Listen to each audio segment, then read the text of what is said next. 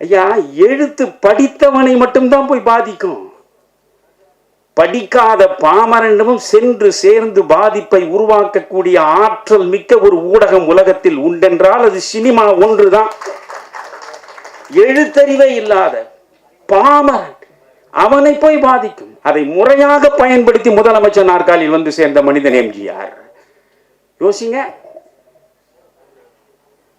ஒரு பாட்டு தமிழ்நாடு புழ கொண்டு போச்சு. அச்சம் என்பது மடமையடா, அஞ்சாமை திராவிடர் உடமையடா, ஆறிலும் சாவு நூறிலும் சாவு. அந்த ஒரு பாட்டு கிராமம் வரைக்கும் திமுகவை கொண்டு போய் சேர்த்தது.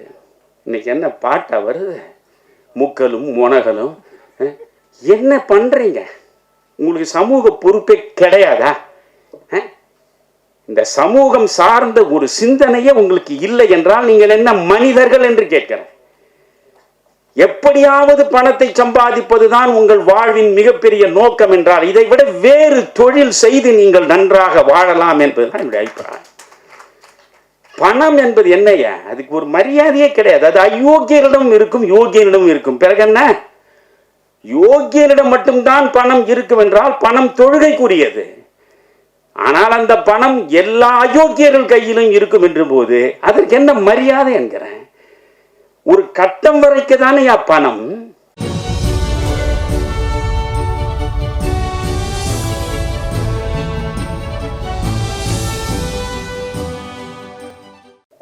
கலை உலகில் நான் மிகவும் மதிக்கின்ற 2 ஆளுமைகள்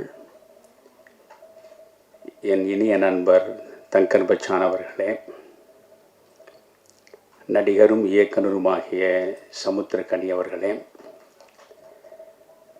சுரேஷ் காமாட்சி அவர்களே, குழுமி இருக்கின்ற நண்பர்களே, உங்கள் அனைவரையும் முதலில் நான் வணங்கி மகிழ்கிறேன். திரையுலகத்திற்கும் எனக்கும் மிகப்பெரிய இடைவெளி உண்டு. பொதுவாகவே திரையுலகம் சார்ந்த விழாக்களில் என்னை நீங்கள் காண முடியாது. சமீப காலங்களில் வரக்கூடிய திரைப்படங்களின் மீது எனக்கு மிகுந்த வருத்தமும் உண்டு, கோபமும் உண்டு. விதியே விதியே தமிழைச் சாதியை என் செய்ய நினைத்தாய் எனக்குறையாயோ என்று பாரதி புலம்பியதைப் போலத்தான் இன்றைய திரைப்படங்களை பார்த்தால் ஒவ்வொரு தமிழனும் உண்மையில் புலம்பியாக வேண்டும். எந்த விதமான சமூக பிரஜையும் இல்லாமல், எந்த விதமான தார்மீக நெறிக்கு உட்பட்ட இயல்புகளும் இல்லாமல், பணத்தை மட்டுமே குறிக்கோளாக வைத்து மிக மலினமான படங்களை இன்றைக்கு திரையுலகம் தந்து கொண்டிருக்கிறது என்பதுதான் வருத்தத்திற்குரிய ஒரு விஷயம். நான் சின்னஞ்சிறு பையனாக இருந்த பொழுது என் தாய் என்னை திரைப்படங்களுக்கு அழைத்து செல்வார். குறிப்பாக சிவாஜி கணேசனும் சாவித்திரியும் நடித்த படமாக இருந்தால் அந்த படங்களை என் தாய் பார்ப்பதோடு என்னையும் சேர்த்து அழைத்து கொண்டு பார்க்க செய்வார். என்னிடம் ஏதாவது ஓரளவு திறமைகள் ரசனைகள் இருக்கின்றன என்றால் அவை அனைத்தும் என் அன்னை எனக்கிட்ட பிச்சை. பாசமலரை நான் என்னுடைய தாயோடு தான் பார்த்தேன். பாசமலரை பார்க்கிற பொழுது அண்ணன் தங்கைக்கு இடையே இருக்கக்கூடிய உறவின் பெருமையை, ஆழத்தை எவ்வளவு அர்த்தபூர்வமாக அது வெளிப்படுத்தியது. பாவ மன்னிப்பை என் தாய் தான் என்னை அழைத்து கொண்டு போய் வண்ணாரப்பேட்டையில் உள்ள கிருஷ்ணா திரையரங்கில் காட்டினார். அப்பொழுது நான் 7வது 8வது படித்து கொண்டிருப்பேன். எப்பேற்பட்ட படம் அது! சமய நல்லிணக்கத்தை எவ்வளவு அற்புதமாக எடுத்து காட்டிய படம் அது. நான் ஏற்கனவே ஒரு இடத்தில் கூட பேசியிருக்கிறேன். இன்றைக்கு காதல் பாடல்கள் காட்சிகளாக வருகிற பொழுது விரசத்தின் எல்லையிலே போய் நிற்கின்றன. இந்த பாவ மன்னிப்பு படத்தில் ஒரு பாடல், பால் இருக்கும் பழம் இருக்கும் பசி இருக்காது என்று ஒரு பாடல். மாதத்திற்கு ஒரு முறையாவது நான் அந்த பாடலை போட்டு பார்ப்பேன். ஒரு பக்கம் சிவாஜி கணேசன் இருப்பார், ஒரு பக்கம் தேவிகா இருப்பார். பாடல் முடிகிற கடைசி நொடியில் விஸ்வநாதனுடைய குரல் அந்த ஒலிக்கும். அந்த நேரத்தில் அப்படியே சிவாஜி கணேசனுடைய 2 கரங்களில் தேவிகா முகம் புதைத்து கண்ணீர் மல்க அழுவார். அந்த காட்சிக்குள் இருக்கக்கூடிய தெய்வீகம், டிவைன் லவ், அதுதான் புனிதம் செறிந்த காதல். 2 ஆத்மாக்களினுடைய இனிய சங்கமம் அது. அதுபோன்ற காதல் காட்சிகளை இன்றைக்கு எங்காவது உங்களால் பார்க்க முடியுமா? செவியை பிளக்கக்கூடிய சத்தமே இன்றைக்கு இசையாகிவிட்டது. அர்த்தமற்ற கொச்சையான வார்த்தைகள் பாடல்களாகிவிட்டன. வன்முறை மட்டுமே வாழ்வியலாகிவிட்டது. இந்த நிலையில் இந்த திரைப்பட உலகத்தின் பக்கம் திரும்பியே பார்க்காதவன் நான். ஆனால் முடக்கருத்தான் படத்தை நம்முடைய டாக்டர் அவர்கள் எடுத்திருக்கிறார். நான் இந்த உலகத்தில் யாருக்காவது நன்றி கடன் பட்டிருக்கிறேன் என்றால் அது டாக்டர் வீரபாகுவுக்கு தான். வீரபாகு மட்டும் எனக்கு சிகிச்சை அளிக்காமல் இருந்திருந்தால் என் நேரம் 2 ஆண்டுகளுக்கு முன்பே நான் புதைக்கப்பட்ட இடத்தில் புல் முளைத்திருக்கும். சித்த மருத்துவத்தை பற்றி முதலில் புரிந்து கொள்ள வேண்டும். முடக்கருத்தானை பற்றி சொல்கிறேன். இந்த நேரத்தில் உங்களுக்கு நான் சொல்ல விரும்புகிறேன். நான் யூடியூபிலும் இருக்கிறது தமிழறிவு மணியன் சிந்தனை களஞ்சியம் என்று. மக்களுக்கு எவையெல்லாம் சென்று சேர வேண்டுமோ அவற்றை மட்டுமே பதிவு செய்வதற்கான அது இடம். அதில் சித்த மருத்துவத்தின் சிறப்பியல்புகள் என்றே நான் பேசி அதை வெளியிட்டிருக்கிறேன். நீங்கள் 14 சித்தர்களை பற்றி சொல்லுவார்கள். 14 சித்தர்களை நீங்கள் பட்டியலாக போட்டு பார்த்தால் அதில் பட்டினத்தாருக்கே இடம் கிடையாது. ரொம்ப வியப்பாக இருக்கும். பட்டினத்தாரை நாம் சித்தராகத்தான் பார்க்கிறோம். சித்தர் பரம்பரையில் பட்டினத்தாரை சேர்த்து வைத்துத்தான் நாம் சிந்திக்கிறோம். ஆனால் உண்மையில் பார்த்தால் 14 சித்தர்களின் பட்டியலில் பட்டினத்தார் இருக்க மாட்டார். காரணம், வெறுமனே பாடல்கள் புனைவதனாலேயே ஒருவன் சித்தனாக்கி விடுவதில்லை. ஒவ்வொரு மனிதனுடைய உடல் சார்ந்த நோய்க்கு உரிய மருந்தை, மூலிகையை கண்டெடுத்து அவர்களுடைய நோயை தீர்க்கக்கூடிய மருத்துவம், அதுதான் சித்த மருத்துவம். சித்த மருத்துவத்தில் சிறந்து விளங்கியவன் தான் சித்தன். பட்டினத்தாருக்கு மருத்துவம் தெரியாது. அதனால் சித்த மருத்துவர்களை மட்டுமே அடிப்படையாக வைத்து 14 சித்தர்களை ஒரு பட்டியலாக உருவாக்கி இருக்கிற தமிழ் மண் இது. இந்த சித்த மருத்துவத்தை பற்றி நீங்கள் புரிந்து கொள்ள வேண்டும். என் அனுபவத்தை நான் உங்களிடம் பகிர்ந்து கொள்கிறேன். கொரோனாவால் பாதிக்கப்பட்டேன். என் கல்லூரி காலத்தில் 1966 நான் மாநில கல்லூரியில் சேர்ந்தேன். என் கல்லூரி காலம் தொட்டு நான் ஆசனம் போடுபவன். மறந்தும் ஒரு சிகரெட்டை நான் உதட்டில் வைத்ததில்லை. ஒரு துளி மதுவை நான் சுவைத்ததும் கிடையாது. நான் செஷல்ஸ் என்ற தீவு, அழகான தீவு அது, அரபிக்கடலில் ஆப்பிரிக்காவை ஒட்டிய பகுதியாக இருக்கிறது. அங்கே தமிழர்களிடையே பேசுவதற்காக நான் சென்றேன். இந்த தமிழ்நாட்டில் இருந்து பெருந்தலைவர் காமராஜர் விருதுநகரில் தோற்கடிக்கப்பட்ட அன்றே இந்த மண்ணில் இருப்பதே பாவம் என்று கருதி இங்கிருந்து சென்ற ஒரு மனிதன் தான் டாக்டர் ராமதாஸ்.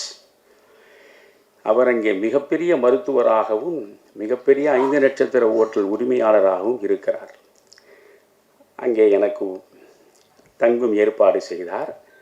மற்ற எல்லாரையும் வரவழைத்து விருந்து கொடுத்தார். அந்த விருந்தில் ஒயின் பரிமாறப்பட்டது. நான் சொன்னேன், நான் இவற்றையெல்லாம் சுவைத்து பழக்கம் கிடையாது என்று தவிர்த்து விட்டேன். இல்லை, it is good for your health, you kindly take it அப்படி என்றார். If you consume this wine then definitely you will be more then 100 years on the earth அப்படின்ற. நான் சொன்னேன், by consuming liquor I need not live for 100 years. It is against my principle and policy, so don't compel me என்று சொல்லிவிட்டேன். நான் ஏற்கு சொல்கிறேன் என்றால், அவ்வளவு நெறி சார்ந்து ஒரு கோடு போட்டு வாழ்பவன் நான். அதனால் என் உடலில் எந்த விதமான நோய்க்கும் இடம் கிடையாது. காந்தியடிகள் படுகொலை செய்யப்பட்ட ஜனவரி 30 காந்திய மக்கள் இயக்கம் சார்பாக ஈரோட்டில் மிகப்பெரிய விழாவை நடத்தினார்கள். அதற்கு நான் வர வேண்டும் என்றார்கள். அப்பொழுதுதான் முதல் அலை ஓய்ந்திருந்த நேரம். ஈரோட்டில் இருக்கக்கூடிய நண்பர்கள், ஐயா ஜனவரி 30 காந்தி நினைவு நாள், நீங்கள் நிச்சயம் வர வேண்டும் என்றார்கள். சரி, கொரோனா அலை ஓய்ந்து விட்டது என்று நான் சென்றேன். மிகப்பெரிய நிகழ்ச்சி அது. ஒரு 2000-3000 பேர் கலந்து கொண்டிருப்பார்கள்.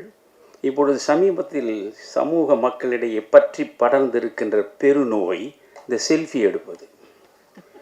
எங்கு பார்த்தாலும் செல்ஃபி எடுப்பது தான். நான் பேசிவிட்டு கீழே இறங்கினேன். பேசியது 1 மணி நேரம் தான், செல்ஃபி எடுத்தது 2 மணி நேரத்திற்கு மேல் இருக்கும். 300க்கும் மேற்பட்டவர்கள் வந்து நின்று கொண்டு, நான் கவசம் அணிந்து கொண்டு, ஐயா இந்த கவசத்தை கொஞ்சம் எடுத்து விடுங்கள், நாம் இருவரும் சேர்ந்து இந்த படத்தை வீட்டில் வைக்க விரும்புகிறேன், கொஞ்சம் எடுத்து விடுங்கள் என்று. இப்படி எடுத்து ஒவ்வொருவராக படமாக செல்ஃபியை போட்டு தள்ளி, அதில் எவரோ ஒரு கர்ண மகாராஜன் எனக்கு கொடையாக கொடுத்து விட்டான் கொரோனா. நான் பிறகு சென்னைக்கு வந்து சேர்ந்தேன். நான் எப்பொழுதுமே ஒரு 5 நிமிடம் வெளியே சென்று விட்டு வருவதாக இருந்தாலும் வீட்டுக்குள் நுழைந்ததும் வெந்நீர் போட்டு அதில் மஞ்சள் பொடியை கலந்து குளித்து விட்டு தான் அடுத்த காரியம் செய்வேன். அப்படி வந்து குளிக்கிற பொழுதே மூக்கிலிருந்து தண்ணீர் வழிய ஆரம்பித்தது. உடனே சாதாரண நீர்க்கோவையாக இருக்கும் என்று 3 நாட்கள் கை வைத்தியமாக செய்து பார்த்தேன். ஒன்றும் சரியாகவில்லை. உள்ளே கொரோனா பற்றி இருக்கிறது. அதற்கு பிறகு கொரோனா அந்த டெஸ்ட் இது என்னமோ விசிபிஆர் ஆர்பிசி என்னமோ சொல்கிறார் அல்லவா, அது போய் எடுத்தால் உங்களுக்கு பாசிட்டிவ் என்று சொன்னான். என்னிடம் ஒரு காசும் கிடையாது. சாமானியனாகவே 55 ஆண்டுகள் அரசியல் வாழ்வில் இருப்பவன் நான். கொரோனா என்றால் இப்பொழுது உள்ள அரசியல்வாதிகள் உடனே அப்போலோவில் படுத்து விடுவார்கள், அல்லது பெரிய பெரிய மருத்துவமனையில் போய் படுப்பார்கள். அவர்கள் எவ்வளவு லட்சமானாலும் கொடுக்கக்கூடிய வசதியும் வாய்ப்பும் உள்ளவர்களாக இருப்பவர்கள். நான் உடனே என்ன செய்வது என்று யோசித்தேன். ஓமந்தூரார் மருத்துவமனை நமக்காகத்தானே இருக்கிறது, அரசு மருத்துவமனை. ஜீவா படுத்து கிடந்த இடம் அதுதானே. பெரியாரே அரசு மருத்துவமனையில் தானே இருந்தார், அண்ணாவே அரசு மருத்துவமனையில் தான் இருந்தார். அப்பொழுதெல்லாம் இது போன்ற அப்போலோக்கள் பப்புலோக்கள் எல்லாம் ஒன்றும் கிடையாது, எல்லாமே அரசு மருத்துவமனை தான். அதனால் ஓமந்தூரார் அரசு மருத்துவமனையில் அப்பொழுது டீனாக இருந்து சமீபத்தில் தான் ஓய்வு பெற்றார் என்று நினைக்கிறேன், ஜெயந்தி, டாக்டர் ஜெயந்தி. அற்புதமான பெண்மணி, அன்பு சார்ந்த பெண்மணி. அவரோடு தொலைபேசியில் தொடர்பு கொண்டேன். அவர் சொன்னார், ஐயா உங்கள் மீது எனக்கு மிகப்பெரிய மரியாதை உண்டு, நான் ஒரு டாக்டரை கீழேயே நிற்க சொல்கிறேன், நீங்கள் வந்துவிடுங்கள் உடனடியாக என்றார். ஒரு ஆட்டோ பிடித்து போனேன். டாக்டர் சொன்னபடி கீழே நின்று கொண்டு என்னை வரவேற்றார். அழைத்து கொண்டு போய் ஆக்சிமீட்டரில் பார்த்தார். அது 98 இருந்தது. ஒன்றும் பிரச்சனை இல்லை ஐயா. பிறகு ஒரு ஸ்கேன் எடுத்தார். ஒன்றுமே இல்லை ஐயா, நீங்கள் தெளிவாக இருக்கிறீர்கள், ஒரு 5 நாட்களுக்கு இந்த மாத்திரைகள் எல்லாம் சாப்பிடுங்கள், வேண்டுமானால் இங்கே படுத்து ஓய்வெடுங்கள், இல்லை என்றால் வீட்டுக்கு செல்லுங்கள் என்று டாக்டர் ஜெயந்தி சொன்னார்கள். இல்லை அம்மா நான் வீட்டுக்கே செல்கிறேன் என்று வந்து 5 நாட்களாக இதை சாப்பிட்டு இந்த கொரோனா நுரையீரலுக்குள் நன்றாக நுழைந்து படர்ந்து விட்டது. சவம் போல் ஆகிவிட்டேன். அப்பொழுது என்னை ஒரு நண்பர் பார்த்தார், நடிகர் ஜீவா. வீட்டுக்கு வந்து பார்த்து விட்டு, ஐயா என்னையா இப்படி இருக்கிறீர்கள்? இல்லை இந்த கொரோனா என்று சொல்கிறார்கள், நானும் சிகிச்சை எடுத்துக்கொண்டு தான் இருக்கிறேன் அலோபதியில். ஐயா வீரபாகு என்று, எனக்கு அவரை பற்றி ஒன்றுமே அப்படி தெரியாது. வீரபாகு என்று இருக்கிறார், சாலிகிராமத்தில் தான். இதுவரை 5000 பேரை அவர் காப்பாற்றி இருக்கிறார். நீங்கள் தயவு செய்து அவரிடம் சிகிச்சை எடுத்துக்கொள்ளுங்கள் என்று சொன்னார். எனக்கு அவரை பற்றி சரியாக தெரியாதே என்றேன். பிறகு அவர் போய் இவரிடம் சொன்னார், வீரபாகு என் வீட்டுக்கே வந்து விட்டார். வந்து, ஐயா என்னை நம்புங்கள், நீங்கள் என்னோடு வந்தால் உங்களை பூரணமாக நான் குணமடைய செய்து வீட்டிற்கு அனுப்புகிறேன் என்றார். நான் நம்பிக்கையோடு புறப்பட்டேன். என் மனைவிக்கும் வந்துவிட்டது. 2 பேருமே அவரோடு சென்று அவர் சாலிகிராமத்தில் அப்பொழுது வைத்திருந்த மருத்துவமனையில் போய் சேர்ந்தோம். என் மனைவிக்கு 4 நாட்களில் சரியாகிவிட்டது. இந்த ஜீவா ரஜினிகாந்த் அவர்களோடு தொடர்பு கொண்டு, ஐயாவுக்கு கொரோனா ஐயா, அவர் டாக்டர் வீரபாகுனுடைய மருத்துவமனையில் தான் இருக்கிறார். உடனே ரஜினி என்னோட தொலைபேசி தொடர்பு கொண்டு, ஐயா கொரோனா உயிர் கொல்லி ஐயா, இது நீங்கள் ரிஸ்க் எடுக்க வேண்டாம், நீங்கள் ஒரு 10 நிமிடம் எனக்கு நேரம் கொடுங்கள், தமிழ்நாட்டிலேயே சென்னையிலேயே மிகச்சிறந்த சிகிச்சை அளிக்கக்கூடிய மருத்துவமனை எதுவோ அது ஏற்பாடு செய்து உங்களை நான் அங்கே கொண்டு வந்து விடுகிறேன் என்றார். நான் சொன்னேன், இல்லையே, நான் வீரபாகுவிடம் என்னை ஒப்படைத்து விட்டேன், நீங்களே அவரிடம் பேசுங்கள் என்றேன். வீரபாகுவிடம் பேசினார். ஐயா எனக்கு மிகவும் நெருக்கமானவர், ரொம்ப முக்கியமானவர், நீங்கள் என்ன ஒழுங்காக வைத்தியம் செய்வீர்களா என்று கேட்டார். கவலையே படாதீர்கள் ஐயா, பூரணமாக அவர் நலம் பெற்று விடுவார் என்றார். சரி, எவ்வளவு செலவாகுமோ சொல்லுங்கள், அவ்வளவு நான் கொடுத்து விடு என்றார். 1 பைசாவை கூட நீங்கள் கொடுக்க வேண்டாம், நான் இலவசமாகவே அவருக்கு சிகிச்சை செய்து சிறப்பாக அவரை திரும்ப அவர் வீட்டுக்கு கொண்டு போய் சேர்ப்பேன் என்று சொன்னார். எனக்கு நான் அடைந்த அனுபவத்தை உங்களிடம் சொல்கிறேன்.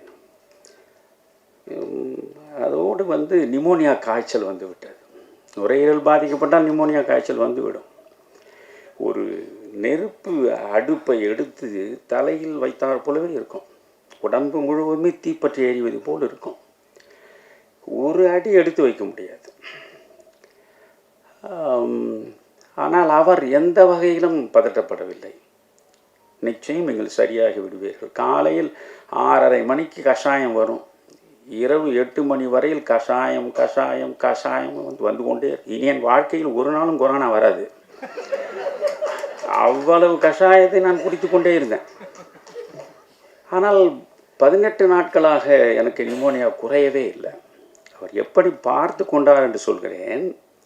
அந்த கேரிங் என்று ஆங்கிலத்தில் சொல்வார்களே, அதை நீங்கள் அந்த மனிதனிடம் தான் பார்க்கணும். அதாவது இளம் பெண் பிள்ளைகள் காலையிலிருந்து மாலை வரை என் பக்கத்திலேயே அவர் உட்கார்ந்து கொண்டிருப்பார்கள். இரவு முழுவதும் இன்னொரு இளம் பெண் பிள்ளை அங்கே இருக்கும். நான் கொஞ்சம் அப்படி திரும்பி படுத்தால் கூட உடனே என்னையா என்று, இரவு முழுக்க தூங்காத, அப்படி அவர்கள் கண்ணை இமை காப்பது போல பார்த்து கொண்டார்கள். ஒரு கட்டத்தில் நானே, சரி நாம் வந்த வேலை முடிந்து விட்டது, இனி புறப்பட வேண்டியது தான் என்று முடிவெடுத்து விட்டேன். இனி பிழைப்பதற்கு வாய்ப்பு இருப்பதாக நான் நம்பவே இல்லை. ஆனால் அவர் ஒரு கட்டத்திலும் தன்னுடைய நம்பிக்கை இழக்கவில்லை. பிறகு அவர் சொன்னார், ஐயா நான் எவ்வளோ உங்களுக்கு கஷாயம் கொடுத்தேன், கொஞ்சம் சிக்கலாகத்தான் இருக்கிறது, நான் கொல்லிமலைக்கு நேரடியாக சென்று புத்தம் புதிதாக நல்ல மூலிகை செடிகளை எல்லாம் ஆய்வு செய்து அவற்றையெல்லாம் கொண்டு வந்து உங்களுக்கு நான் சிகிச்சை தருகிறேன், நீங்கள் மட்டும் நம்பிக்கை இழக்காமல் இருங்கள் என்றார். அதே மாதிரி அவர் போய் பிறகு அந்த கஷாயங்களை கொடுத்த பிறகு 18 நாட்களுக்கு பிறகுதான் எனக்கு அந்த காய்ச்சல் தணிந்தது. 28 நாட்கள் என்னை அவர் வைத்திருந்தார். 3 வேளை உணவு கொடுத்தார். அப்படி தாய் பிள்ளையை பார்ப்பதை போல பார்த்து கொண்டார். அந்த நேரத்தில் ஒவ்வொரு நாளும் காலையில் என்னை சந்திப்பார். ரொம்ப அற்புதமாக அவருடைய உடை உடுத்துவதை நான் பார்த்தேன். டாக்டர் உங்களுக்கு ட்ரெஸ் சென்ஸ் ரொம்ப சிறப்பாக இருக்கிறது. என்னை பொறுத்தவரையிலும் ராமகிருஷ்ண ஹெக்டே தான் இந்தியாவிலேயே மிகச்சிறப்பாக ஆடை அணியக்கூடியவர் என்று சொல்வார்கள். நான் அவரோடு மிக நெருக்கமாக பழகியவன். ஆனால் உங்களை பார்த்தால் நீங்கள் உடுத்துற உடை, அந்த வருகிற நடை, நீங்கள் ஒரு சினிமா நடிகர் போல் இருக்கிறீர்களே என்று தவறி சொல்லிவிட்டேன். உடனே அவர் சொன்னார், ஐயா நான் உண்மையிலேயே நடிக்கிறேன் ஐயா. என்னடா இது விபத்து, இவ்வளவு பெரிய மனிதன் வாழ்க்கை முழுவதையும் இந்த மருத்துவ உலகத்திற்கு அர்ப்பணித்து விட்டால் இவரால் எண்ணற்ற உயிர்கள் வாழுமே, பாழ்பட்ட அந்த உலகத்திற்கு இவர் போகத்தான் வேண்டுமா? என்னை பலர் அழைத்திருக்கிறார்கள். இப்பொழுது கூட சொல்கிறேன் உங்களுக்கு, கொஞ்ச காலத்திற்கு முன்பு நம்முடைய ஹரி அவர்கள் சிங்கம் எல்லாம் 1, 2, 3 வந்தது இல்லையா, அதில் ஒரு நாள் அவர் தொடர்பு கொண்டு, ஐயா உங்களுடைய உடல் மொழியே அற்புதமாக இருக்கிறது, என்னுடைய படத்தில் ஒரு லட்சியவாதி கேரக்டர் இருக்கிற நீங்கள் நடிக்க வேண்டும் என்றார். நான் அரிதாரம் பூசி நடிப்பேன் என்று உங்களுக்கு யாரையா சொன்னார்கள்? இல்லை ஐயா, அதுக்காக நான் கலைஞர்களை குறை சொல்லவில்லை. இப்போ சமுத்திரக்கண்ணி இருக்க, நான் இப்பொழுதும் அவரிடம் சொன்னேன், விமானம் படம் சமீபத்தில் பார்த்தேன், வியந்து போனேன். அவர் அப்பா என்று அவர் எடுத்த சமுத்திரக்கண்ணி என்று ஒரு படம் இருந்தால் நான் பார்ப்பேன், நிச்சயம் பார்ப்பேன். சமுத்திரக்கண்ணிக்காக நான் சொல்லலை. என்னால் யாரையும் முகஸ்துதி செய்ய முடியாது, யாருக்கும் இல்லை. நான் ஒன்றில் தெளிவாக இருப்பவன். முகமது நபிகள் ஒரு முறை அழகாக சொன்னார், யாராவது ஒருவனை நீ அவமானப்படுத்த வேண்டும் என்று விரும்புகிறாயா, வேறொன்றும் செய்யாதே, அவனிடம் இல்லாத பெருமைகளை எல்லாம் இருப்பதாக சொல்லி கொண்டே இரு, அதைவிட ஒருவனை அதிகபட்சமாக அவமானம் செய்யவே முடியாது நபிகளா. ஆனால் என்னால் யாரையுமே இல்லாததையெல்லாம் சொல்லி ஒருவரை புகழவே முடியாது. அதனால தான் நான் அடிவாரத்திலேயே இருக்கிறேன். எனக்கு யாருக்கும் முதுகு சொரியவும் முடியாது, ஏவல் கோவலாகவும் இருக்க முடியாது. கண்ணதாசன் அந்த காலத்தில் எழுதி நான் சின்னஞ்சிறு பிள்ளையாக படித்த அந்த கவிதைகள் 2 வரி தான். இவை சரி என்றால் இயம்புவதும் தொழில், இவை தவறானால் எதிர்ப்பதும் வேலை. இந்த 2 தான் 55 ஆண்டுகளாக நான் பொது வாழ்வில் செய்து கொண்டிருக்கிறேன். அதனால் இவர் எனக்கு உயிர் கொடுத்தார். அவர் சினிமா நடிக்க போயின்றார். என்ன டாக்டர் நடிக்க போகிறீங்களா? இல்லை, கதை, வசனம், டைரக்ஷன், நடிப்பு தொலைந்தது என்று முடிவெடுத்தேன். ஆனால் அவரிடம் எப்படி சொல்வது? நமக்கு உயிர் கொடுத்த வள்ளல் அவர். யோசியுங்கள் டாக்டர், சினிமா உலகம் சரிப்படுமா என்று யோசியுங்கள் என்றேன். இல்லை இல்லை, ரொம்ப சிறப்பாக வருங்க, படத்தின் பெயர் முடக்கருத்தான் என்றார். தலைப்பே ரொம்ப வித்தியாசமாக இருந்தது. சரி, எடுத்தார். இன்றைக்கு அந்த படம் வரப்போகிறது. சமுத்திரக்கண்ணி சொன்னது போல தான், நம்ம தங்கர் பச்சான் சொன்னது போல தான், சமூகத்திற்கு அவர் நிறைய செய்து விட்டார். சமூகம் அவருக்கு ஏதாவது செய்ய வேண்டும் என்றால் இந்த படத்தின் மூலம் அவர் பொருளாதார ரீதியாக நட்டப்படாமல் காப்பாற்றிக் கொள்ளுகிற ஒன்றை சமூகம் செய்தாலே இதுதான் நான் மாற்றுகிற நன்றி கடன். சித்த வைத்தியம் பற்றி நான் மீண்டும் சொல்கிறேன் உங்களுக்கு. இப்படி நான் பிழைத்து வந்தேன். 28 நாட்கள் எனக்கு சோறு போட்டார். என்னை ஒரு தாயை போல் பார்த்து கொண்டார். 2 பிள்ளைகள் என்னை அப்படி பராமரித்தார்கள். வீட்டில் இருப்பது போல தான் அங்கேயும் படித்து கொண்டே தான் இருந்தேன். எனக்கு ஒரு மருத்துவமனையில் இருந்தார் போல உணர்வே இல்லை. நான் புறப்படும் பொழுது, என்ன டாக்டர் 28 நாட்கள் இருந்திருக்கிறேன். அப்புறம் ரஜினிக்கு ஃபோன் பண்ணி, இது மாதிரி என்னை காப்பாற்றி விட்டார், நீங்கள் அவரிடம் பேசுங்கள்னு. அவரிடம் பேசி ரொம்ப நன்றி, ஏதாவது நான் செய்யணுமா என்னார். ஒன்றுமே செய்ய வேண்டாயா என்று மறுத்து விட்டார். பிறகு நான் சொன்னேன், என்னால் என்னுடைய சக்திக்கு, ஏனென்றால் சோறு போட்டிருக்கிறீர்கள், வெறும் மருந்து மட்டும் இல்லை, 28 நாட்கள் சோறு போட்டு எனக்கு எல்லாம் செய்திருக்கிறீர்கள், ஏதோ என்னால் இயன்றதை கொடுத்து விட்டு போகிறேன் என்றேன். முடியவே முடியாது என்று மறுத்த. அப்படிப்பட்ட ஒரு மனிதனை மருத்துவ உலகத்தில் பார்க்க முடியுமா? அந்த நேரம்தான் 7 லட்சம் 8 லட்சம் 10 லட்சம் என்று பெரும்பாலான டாக்டர்கள் தோட்டம் துறவு மாட மாளிகை கூட கோபுரங்கள் உள்ளவர்களாக மாறியதற்கு கொரோனா தான் காரணம். இன்னொரு கொரோனா வருமா என்று காத்து கொண்டிருக்கிறார். வெட்டியான் இருந்தார் என்றால் மயானத்தில் இன்றைக்கு 10 சாவு வரும் என்றால் அவர் சந்தோஷமாக இருப்பார். ஏனென்றால் 10 சாவு வந்தால் நமக்கு வயிற்று பசிக்கு வழி கிடைக்கும் என்று. ஆனால் இவர்கள் மிக மோசமான மனிதர்கள். மருத்துவ உலகத்தை போன்ற ஒரு இரக்கமில்லாத அரக்கர்கள் இருக்கக்கூடிய உலகம் ஆங்கில மருத்துவம் இருக்கக்கூடிய உலகம்தான். சந்தேகமே வேண்டாம் உங்களுக்கு. விஜயகாந்த் ஒரு படத்தில் எடுத்தது தவறே கிடையாது, கொஞ்சம் கூட மிகையே கிடையாது. செத்து போன பிணத்தை வைத்து கொண்டு சிகிச்சை செய்வதாகவே நடித்து லட்சக்கணக்கில் சுரண்டக்கூடிய அளவுக்கு இருதயத்தை முழுவதுமாக இழந்துவிட்ட மலினமான மனிதர்கள் உள்ள மண். இன்னொன்று சொல்கிறேன் உங்களுக்கு, என்னுடைய மனைவி சித்த மருத்துவத்தின் பக்கம் நீங்கள் திரும்ப வேண்டும் என்பதற்காக சொல்கிறேன். நான் முடக்கருத்தான் படம் பார்த்தால் போதாது. என்னுடைய மனைவிக்கு இருதய நோய் வந்தது. முதலில் ஒரு ஸ்டென்ட் வைத்தார்கள். அது கோயம்புத்தூரில் நான் என் மகன் வீட்டிற்கு போயிருந்த பொழுது மயங்கி விழுந்து விட்டால் உடனடியாக கேஎம்சியில் கொண்டு போய் சேர்த்தோம். அந்த கேஎம்சி மருத்துவமனையினுடைய டாக்டர் பழனிசாமி அவர் எனக்கு நல்ல நண்பர், நல்ல ரசிகர். ஆனாலும் யாரிடத்தும் எதற்காகவும் நான் போய் நிற்க மாட்டேன். ஜெயலலிதா மீது எனக்கு 1000 விமர்சனங்கள் உண்டு. ஆனால் அந்த நேரத்தில் ஜெயலலிதா தான் என்னை காப்பாற்றினார். இந்த மருத்துவ காப்பீட்டு திட்டம் என்று ஒன்று இருக்கிறது அல்லவா, 2 லட்சம் ரூபாய் காப்பீட்டு திட்டத்தில் நீங்கள் கணவன் மனைவிக்கு மருத்துவ சிகிச்சை தனியார் மருத்துவமனையிலும் எடுத்துக்கொள்ளலாம். என் மகன் கொண்டு போய் இந்த கேஎம்சியில் சேர்த்து விட்டான். நீங்கள் பார்த்தால் அது 2 லட்சம் ரூபாய் ஆயிற்று. ஒரு ஸ்டண்ட் வைப்பதற்கு கரெக்டாக 1,98,000 ரூபாய். 1,98,000 ரூபாய் அந்த ஸ்டண்ட்டை வைத்து ஒரே நாள் தான், ஒரு நாளில் வைத்து மறுநாள் அனுப்பிவிட்டார்கள். என்ன முதலில் கேட்டு விடுவான், ஐயா எப்படி கேஷ் இல்லையா, இந்த மருத்துவ காப்பீட்டு திட்டம் இதற்காக நான் கோவையிலிருந்து உடனே ஒரு ரயிலை பிடித்து சென்னைக்கு வந்து வீட்டிலிருந்து அந்த மருத்துவ காப்பீட்டுக்கான அந்த அட்டை இருக்கிற அதை கொண்டு போனேன். கொண்டு போய் இதை காட்டினேன். பார்த்தான், ஓ சரி, அப்போ 2 லட்சத்துக்கு குறைவில்லாமல் நாம் இதை எடுத்துட முடியும். பில்லை பார்த்தா நான் நினச்சேன் இது என்ன ஒரு 1 லட்சம் போனாலும் நமக்கு ஏதாவது ஆனால் இன்னும் 1 லட்சம் இருக்கும். 1,98,000. நான் சொன்னேன், ஏன் டாக்டர் 2,000 விட்டுட்டீங்க? இதுதான் மருத்துவர்களுடைய குணம். சரி ஸ்டென்ட்டு வச்சோம்.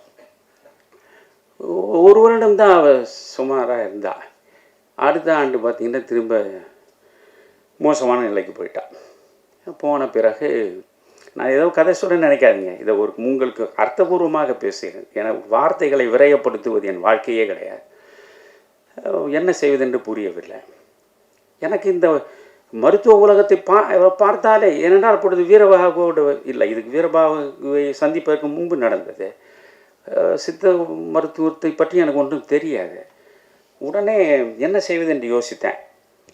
1999 தமிழ் மாநில காங்கிரஸ் தனியாக நின்றபோது மூப்பனார் பொது தலைவர், நான் 5 பொதுச் செயலாளர்கள், நான் KS அழகிரி, பீட்டர் அல்போன்ஸ் பொதுச் செயலாளர் இருந்த நேரம்.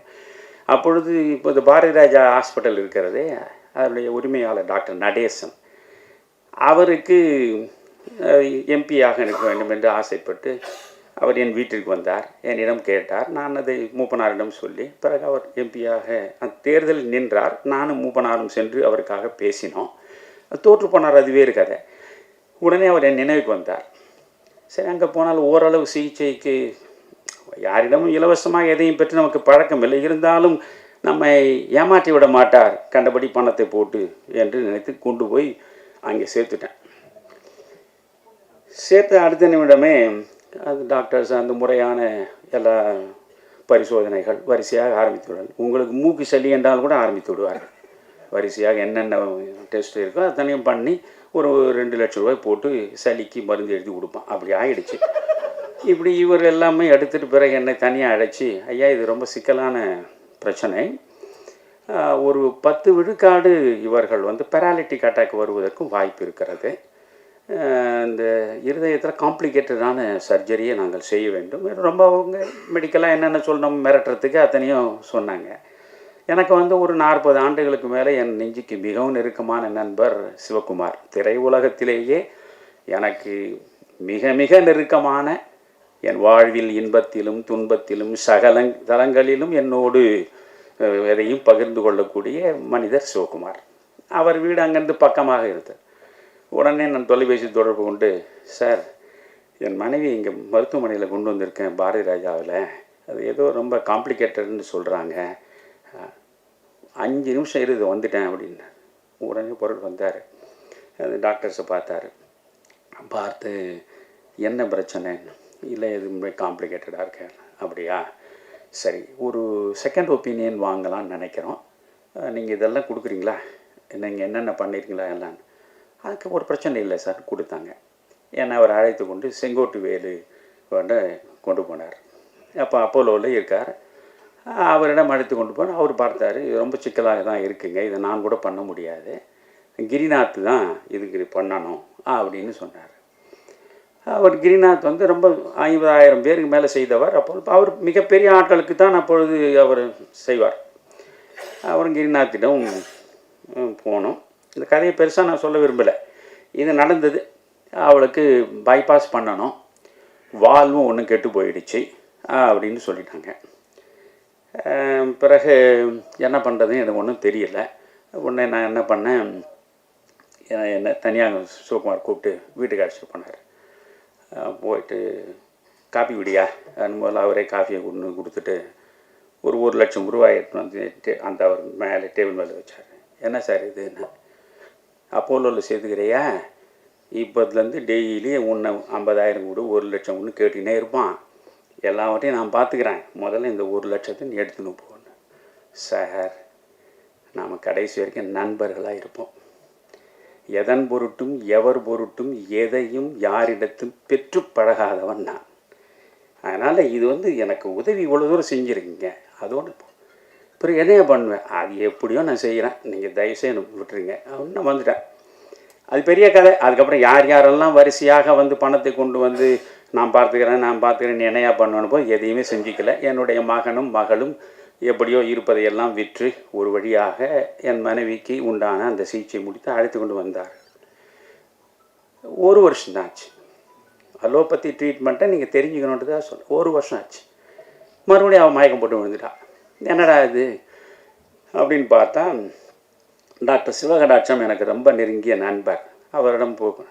அவர் சொன்னார், கோபால் முருகன் இன்றைக்கி ஒரு அற்புதமான ஒரு இளைஞர் லண்டன்லேருந்து வந்திருக்கார், தமிழ்நாட்டுக்கு கிடைத்த மிகப்பெரிய வரம், அந்த இளைஞர் உங்களுக்கு வந்து நான் அறிமுகப்படுத்துகிறேன் அப்படின்னு சொல்லி ஃபோன் பண்ணி சொல்லி நீங்கள் அவரை போய் பாருங்கன்னாரு.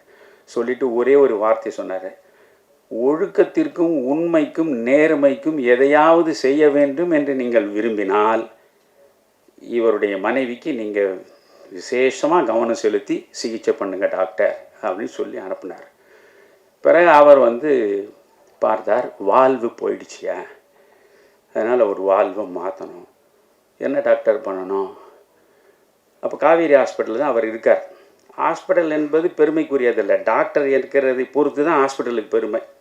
எவ்வழி ஆடவர் நல்லை அவ்வழி நல்லை வாழிய நிலைனே ஔவையார் 2000 வருஷத்துக்கு முன்னே பாடின மாதிரி டாக்டரை பொறுத்து ஹாஸ்பிட்டல். அவர் காவேரியில் இருந்தார். அதனால் போய் பார்த்த பிறகு வந்து ஏன் மெட்டாலிக் வால்வு தான் வைக்கணும், இந்தியன் வால்வுனா 2 வருஷம் கூட தாங்காது, அது பெல்ஜியத்துலேருந்து வரவழைக்கணும். அப்படியே டாக்டர் என்ன ஆகும்? அப்படியே வந்து ஒரு 22 லட்சம் ரூபா ஆகையான்னார். 22 லட்சமா? என்ன டாக்டர் சொல்கிறீங்கன்னு. ஆமாய்யா, கட்டாயம் ஆகும், அப்போ தான் அம்மாவை நீங்கள் பிழைக்க வைக்க முடியும். அப்போ வந்து நானும் ரஜினியும் வாரத்தில் 3 நாளாவது தொடர்ந்து உட்காந்து 2 மணி நேரம் 3 மணி நேரம் இந்த நாட்டையே திருத்துறதுக்காக பேசினேன். இந்த நேரம் அது ஆச்சுங்களா. அப்போது நான் காவேரியில் இந்த பிரச்சனையை பற்றி யோசிச்சுருக்கேன். ரஜினி லைனில் வந்தார். ஐயா, நம்ம இன்றைக்கி மாலையில் பார்க்கலாமா அப்படின்னாரு. நான் சொன்னேன், சார் நான் இன்றைக்கி இந்த காவேரி மருத்துவமனை என்ன ஆச்சு, என் மனைவி கொஞ்சம் பிரச்சனை. என்ன பிரச்சனை? ஏதோ வால்வு மாற்றணும்னு. ஐயா, வால்வு மாற்றணுன்னா ரொம்ப அதிகமான செலவாகுமே, அது ரொம்ப 20-25 லட்சம் ரூபா ஆகும். ஆமையா, ஒரு 22 லட்சம் ரூபா ஆகும்னு சொல்கிறேன். நீங்கள் தயவுசு தப்பாக நினைக்காதீங்கய்யா, உங்களை பற்றி எனக்கு தெரியும், இது முழு செலவையும் நான் ஏற்றுக்கிறேன்யா, நானே பண்ணிடுறேன்யான்னு. வேண்டாங்க, let us be friends for ever.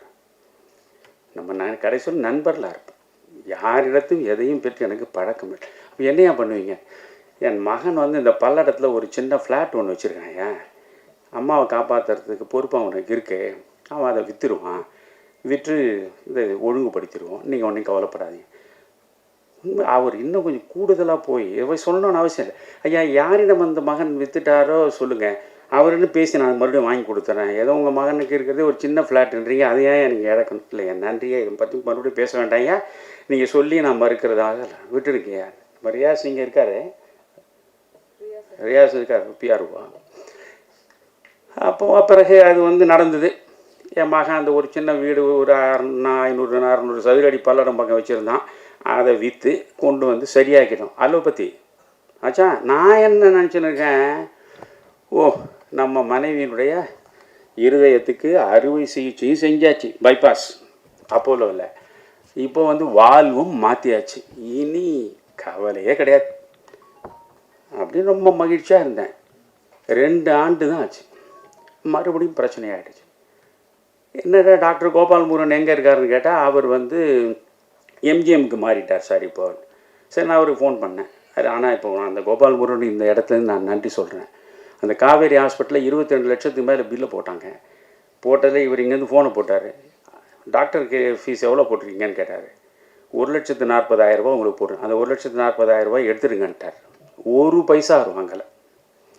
ஒரு பைசாவும் வாங்காமல் எனக்கு அவர் அந்த சிகிச்சையை செய்தார். அந்த உண்மைக்கும் ஒழுக்கத்துக்கும் அவர் கொடுத்த மரியாதை. இப்போ திரும்ப அவரையே தேடி எம்ஜிஎம் போனால் அவர் பார்த்துட்டு கொஞ்சம் பிரச்சனை இருக்கே அவங்களுக்கு, கொஞ்சம் ஆன்ஜியோ பண்ணிட்டா நல்லது. என்ன டாக்டர் ஆகும்? அது ஒரு பேக்கேஜ், அது ஆன்ஜியோ பண்ணால் ஒரு 60,000 ரூபா ஆகும் அப்படின்னு. சரி, எப்படியும் சிரமப்பட்டு நம்ம பண்ணி பார்ப்போம், 4 நண்பர்கள் உதவியோடு பண்ணலாம் அப்படின்னு. சரி டாக்டர், நீங்கள் ஆன்ஜியோ பண்ணுங்கன்ட்டு இவ்வளோ அழைச்சின்னு போயிட்டேன். ஆன்ஜியோ நடத்திட்டு அந்த தனியாக கூப்பிட்டாரு. அவர் நல்ல டாக்டர், எனக்கு அதில் குறையே இல்லை. அவர் சொன்னார், ஐயா மறுபடியும் வால்வு கெட்டு போச்சு. என்ன இப்போ தான் 2 ஆண்டுகள் தானே, அது மறுபடியும் வால்வு கெட்டு போச்சுன்றீங்க. நான் வாழ்நாள் பூரா நீ பிரச்சனை இல்லைன்னு நினச்சேன். அப்படி இல்லையா, இது வந்து உங்களுக்கு ஸ்பேர் பார்ட்ஸ் மாற்றுற மாதிரி தாங்க. ஒரு ஸ்பேர் பார்ட்டு, ஒரு ஸ்கூட்டர் வச்சுருக்கீங்க, இல்லை ஒரு கார் வச்சுருக்கீங்க, ஒரு ஸ்பேர் பார்ட்டு போயிடுச்சுன்னா இன்னும் போடுவீங்க, அது கொஞ்ச நாள் ஓடும், அப்புறம் போனால் மறுபடியும் போடணும். அப்படியா, அப்போ என்னையா பண்ணணும்? ஒரு நல்ல ஃபாரின் மெட்டல் வால்வு இருக்கியா, அதை பண்ணோம்னா 10 வருஷம் அம்மாவுக்கு பிரச்சனை இல்லைன்னாரு. அப்படின்னா எவ்வளோ ஆகும் டாக்டர்? ஏன்னா ஏற்கனவே எனக்கு அனுபவம் இருக்குல்ல, 22 லட்சம்னு. எவ்வளோ ஆகும் டாக்டர்? இப்படி பார்த்தாலும் ஹாஸ்பிட்டல் செலவு எல்லாம் சேர்த்தா ஒரு 40 லட்சம் ஆகும் ஏன்னார். இப்போ தான் சித்த மருத்துவத்துக்கு வரேன். உடனே நான் சொன்னேன், doctor kindly excuse me, literally speaking I ஆம் அ பெனிலெஸ் person. I cannot afford to pay such huge amount. You kindly discharge her in the evening itself. என்ன இவ்வளோ சீரியஸாக இருக்கு, நீ இப்போ it's enough. You kindly discharge her. சாயந்தரம் ஆக்ஷன் வந்துட்டேன். வீட்டுக்கு வந்துட்டேன். இரவு பூரா தூக்கம் இல்லை. நமக்காக ஒரு 40 ஆண்டுகள் நமக்காகவே வாழ்ந்தவள், எந்த விதமாக ஒரு வரட்டு மனிதனுக்கு, அவளுக்கு என்னை கரம்பட்டியதால் அவளுக்கு எதுவுமே கிடைக்கல. ஆனால் எல்லாவற்றுக்கும் உடன்பட்டு வாழ்ந்தவள், அவளை காப்பாற்றுவதற்கு கூட நம்மளே 4 காசு இல்லை. இந்த மாதிரி 40 லட்சம் 60 லட்சம் எங்கே போகிறது? இரவு பூரா தூங்கலை. 6 மணி இருக்கும், காலையில் எழுந்து அப்போவும் வந்து எனக்கு வீரபாகு தெரிஞ்சிருந்தால் உடனே வீரபாகு பார்த்துருப்பேன். எனக்கு அப்போல்லாம் அவர் இது இல்லை. வந்து உட்காந்துட்டு இப்படி யோசிக்கிறேன், இதெல்லாம் நீங்கள் சிலவற்றையெல்லாம் நம்பித்தான் தீரணும். அமானுஷ்யமான சில செயல்கள் நடக்கின்றனன்னு சொல்லும் பொழுது ட்ரூத் இஸ் ஸ்ட்ரேஞ்சர் தேன் ஃபிக்ஷன்னு ஆங்கிலத்திலே ஒரு ப்ராவர்ப் உண்டு. உண்மையில் நடக்கக்கூடிய சம்பவங்கள் கதையை விட வந்து அதிசயமாக இருக்கும், நம்ப முடியாத கதையை விட அதிசயமாக இருக்கும். நான் உட்காந்து அப்படியே பார்த்தேன்னு ரொம்ப சோர்ந்து விரக்தி விட்ட நேரில் உட்காந்துருக்கேன். இப்போ ஒரு ஃபோன் வந்தது, ஏன்னா எடுத்தேன். ஐயா, நான் தஞ்சாவூர்லேருந்து ஒரு சித்தர் பேசுகிறேன்னாரு. என்னையா சொல்லுங்க ஐயா. உங்களுடைய வாழ்வே ஒரு மந்திரம் படித்தேன்யா. திருமந்திரத்தில் உள்ள 3000 பாடல்களை அப்படியே சாறு பிழிஞ்சு நீங்கள் கொடுத்துருக்கிற அந்த புத்தகத்தை 3-4 முறை படிச்சிட்டேன்யா. நான் ரொம்ப வியந்து போனேன். நீங்கள் இன்னும் 100 வயது வாழணும்யா, உங்கள் மனைவி 100 வயது வாழணும். எனக்கு ஏன் நானே என் மனைவியை காப்பாற்றுறது வழி என்னன்னு தெரியாமல் உட்காந்துருக்குறேங்க, நீ என்ன போய் 100 வயது வாழணும்னு சொல்கிறீங்க. நான் கொஞ்சம் சலிப்போட தான் சொன்னேன். என்னையா உங்கள் மனைவிக்குனார். இப்போ ஒன்று நடந்து சொன்னேன். ஐயா, உங்களை மாதிரி அறிவாளிகளே இப்படி அலோபதியில் போய் இப்படி வீணாக அலைக்கழிக்கப்படுறது தான் நினச்சா வருத்தமாக இருக்குது. என்னையா பண்ணணும்? நான் சொல்கிறது நம்பிக்கையோடு செய்வீங்களா? சொல்லுங்க, செய்கிறேன். 10 ரூபாய் பெருமானம் உள்ள சிகிச்சையை நான் சொல்கிறேன், செய்வீங்களா? கட்டாயம் செய்கிறேன். 10 செம்பருத்தி பூவை அன்றாடம் வாங்கிக்கங்க. அந்த 10 செம்பருத்தி பூவை 2 குவளை தண்ணீரில் போட்டு 1 மணி நேரம் ஊற வைங்க. ஊற வச்ச பிறகு ஒரு 10 மிளகு அதில் போடுங்க. மருத மரப்பட்டைன்னு நாட்டு மருந்து கடையில் தூளே விற்பான், அதில் ஒரு போடுங்க. அதை வந்து காய்ச்சுங்க. 2 டம்ளரை 1 டம்ளர் ஆக்குங்க. காலையில் குடிக்க சொல்லுங்கள். சங்கு புஷ்பம்னு ஒன்று இருக்குது, அந்த சங்கு புஷ்பம் சனீஸ்வரனுக்கு போடுறது. அதை ஒரு 10 பூவை எடுத்து மிக்சியில் அரைச்சி அவ்வளோதான் ஐயா. இந்த நிமிஷம் 40 லட்சம் ரூபாயை நான் கொடுத்துருந்தாலும் என்ன ஆயிருக்குன்னு தெரியாது. இப்போ என் மனைவி இது நடந்து ஏறக்குறைய 8-9 மாதம் ஆகிறது. அவள் படுக்கையை விட்டு எழுந்திருக்க மாட்டான். முன்னே அலோபதியில் லட்சக்கணக்கில் கொடுத்த போதும் இப்போ வீட்டுக்குள்ளேயே அவள் குறைந்தது ஒரு 10 நிமிடமாவது இங்கே அங்கே நடக்கிற நிலையில் இருக்கா, ஆரோக்கியமாக இருக்கா. இந்த ஆரோக்கியத்தை 10 ரூபாயில் நான் பெற்றேன். 10 ரூபாயில் இப்போவும் செம்பருத்தி பூ தான் கொடுக்குறேன், அந்த சங்கு புஷ்பம் தான் கொடுக்குறேன். நல்லா இருக்கா. அப்போது இந்த மண்ணில் எப்பேற்பட்ட மருத்துவம் அது. அந்த மருத்துவம் நம்ம தங்கர் சொன்ன மாதிரி தான். ஒரு மரம் என்றால் மரத்தினுடைய வேர், அதனுடைய பட்டை, அதனுடைய பூ, அதனுடைய கிளை, அதனுடைய இலை எல்லாமே மருத்துவ குணம் உள்ளது. மனிதனை படைத்து நீங்கள் இறைவன் நினைத்தாலும் சரி, இயற்கை நினைத்தாலும் சரி, எல்லா மனிதர்களுக்கும் நோய் வரும். ஆனால் அந்த நோய் அனைத்தையும் தீர்ப்பதற்காகத்தான் இயற்கையில் மரங்களாக படைத்து வைத்திருக்க. ஒவ்வொரு மரத்துக்கும் ஒரு மருத்துவ குணம் இருக்கு.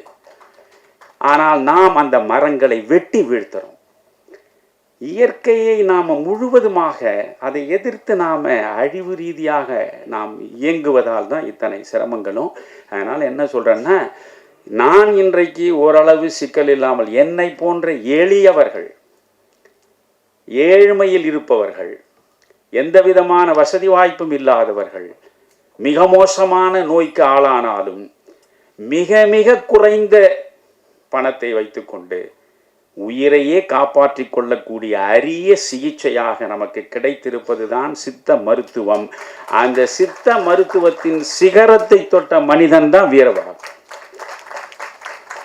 கண்ணெதிரில் நான் பார்த்தேன். நான் வந்து இவரிடமிருந்து விடை பெற்று கொண்டு டிஸ்சார்ஜ் ஆக போகிறேன்.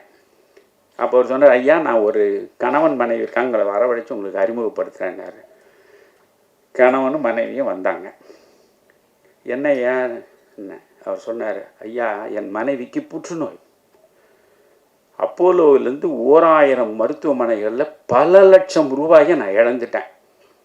என் மனைவி சொல்கிறா, எனக்கு நீங்கள் சிகிச்சை செய்து பூரணமாக புற்றுநோயிலிருந்து விடுவிக்கணும்னு கூட இல்லை, எனக்கு வலி இல்லாமல் கொஞ்ச நாள் சாகிற வரைக்கும் வச்சுருந்தா போதும் அப்படின்னு அவள் போராடுவாயா. ஆனால் வலியோடு தான் அவள் வாழ்க்கை நடக்கு. இதில் ஈரோட்டில் இவரிடம் சிகிச்சை பெற்று பலனடைந்த ஒருவர் சொல்லி நான் இப்பொழுது அப்போலோவிலேருந்து இடம் மாறி இங்கே வந்திருக்கேன். முந்தா நாள் தான் வந்து சேர்ந்தேன். 2 நாள் ஆகலையா அந்த அம்மாவுடைய வலி முழுவதும் போயிடுச்சியாங்க. ஆச்சரியமா இருக்கு. அந்த அம்மாவே கேட்டேன், வலியே இல்லையா?